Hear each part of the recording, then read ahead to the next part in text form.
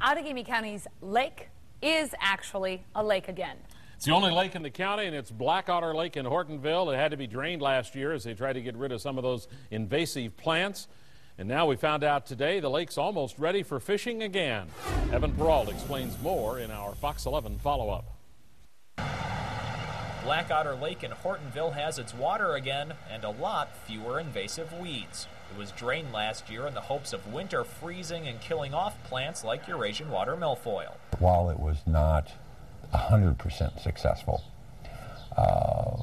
probably right in the neighborhood of about 70 to 75% of the invasive plant species was taken care of. And John Abbott's is a fan of that. He's lived on the lake for 30 years. It got so bad that really you almost wish it would have turned back into a swamp, because that's the way it was looking. You know, it was frightful. I use a paddle boat, and you couldn't even paddle through this stuff. It was impossible. Bill Curtis, the president of the Black Otter Lake District, says the focus now will be on prevention. When people come in to start fishing, we're going to do clean boats and clean waters. The Lake District has also planted a protective buffer of native weeds around the lake to help filter water as it comes into the lake and prevent more algae from growing. And now the next step is to put fish back in. The hundreds of fish taken out last year are expected to be stocked back in later this week.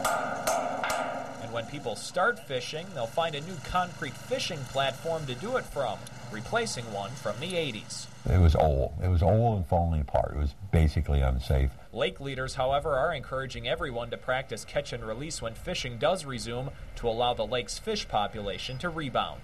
In Hortonville, Evan Perrault, Fox 11 News. So the immediate project is simply to replace the fish, but later this summer the Lake District says it also plans on stocking thousands of additional bass, bluegill, and perch from hatcheries to speed up the repopulation efforts.